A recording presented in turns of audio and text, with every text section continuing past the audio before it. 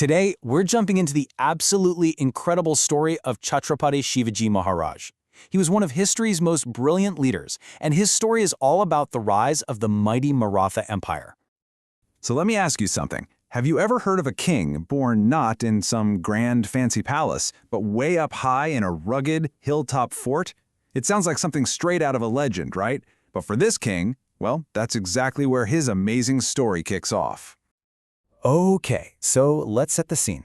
We're traveling way back in time to an era when powerful sultans were in charge of huge parts of the land. And way up on a hill, inside the famous Shivneri fort, that's where our future hero was born. You know, this fort wasn't just a birthplace, it was basically the cradle of a revolution. But you know the saying, leaders aren't just born, they're made? Well, that is so true for Shivaji. His incredible journey, from a boy in a fort to the king of a whole empire, that didn't just happen by accident. It was all carefully shaped by years of amazing guidance and training. And there's a word for that, tutelage. So what is tutelage? It's pretty simple, really. It's just the act of guiding and mentoring someone.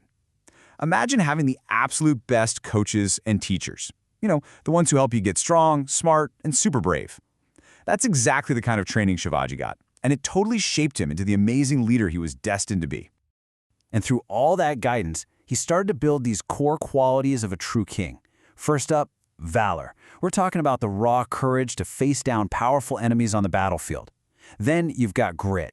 That stubborn, unshakable determination to fight for independence no matter what. And of course, he developed incredible strength, both physical and mental, which he was definitely going to need for everything that was coming his way. So, all that training, all that preparation, it was all about to be put to the ultimate test. The place, Pratapgarh Fort.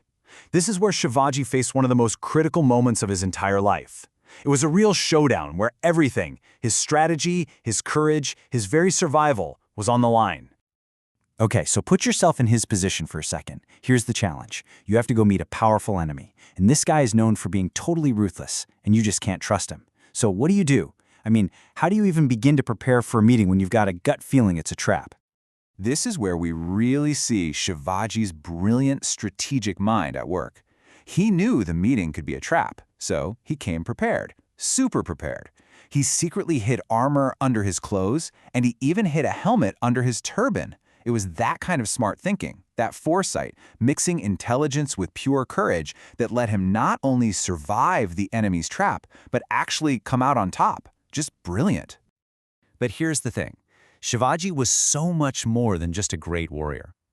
Winning battles is one thing, right? But actually building and running a successful empire, one that's going to last, whoa, that takes a whole different kind of genius.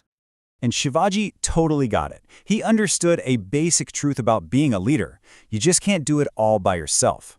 A great king needs a great team. So to turn all those wins on the battlefield into a real, lasting state, he came up with one of the most effective government systems of that entire era. He called it the Astapradhan, which was a council of 8 ministers. Think of it like a cabinet, but from the 17th century. Each minister had their own specific job. One handled the money, another handled foreign relations, and so on, and they all reported straight to him. This setup, this clear division of who does what, made his government super organized and efficient. It's what allowed the empire to run like a well-oiled machine, even while it was growing. And he didn't stop there. Nope, he built a powerful Maratha navy because he knew that controlling the seas was crucial for both trade and defense. He also set up a really smart spy network, espionage, so he could always be one step ahead of his enemies.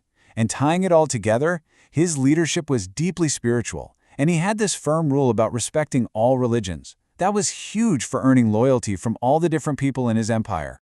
So you take all that courage, all that strategy, and all that brilliant government planning. What do you get? Well, you get a legacy that would literally change the course of Indian history, forever. And this is the key point. This is what really cements his place in that history books. Shivaji didn't just build his own empire from scratch. He stood up and directly challenged the biggest, most powerful force in the entire region at the time, the mighty Mughal Empire. His campaigns, his clever victories, they were a massive turning point. It's like this.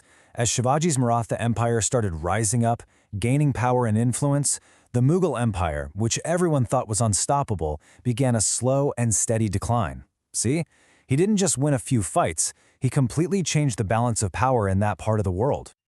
You know, if you had to sum up his legacy in just one sentence, this might be it. He stopped the progress of the Mughal Empire and led to the glory of the Marathas. I mean, that really says it all. That was his ultimate achievement. And that brings our story about this incredible, visionary leader to a close. Shivaji's life is just this amazing tale of courage, brilliant strategy, and the sheer will to create a new future. It really makes you think, doesn't it? What qualities, when you really get down to it, do you think make someone a true hero?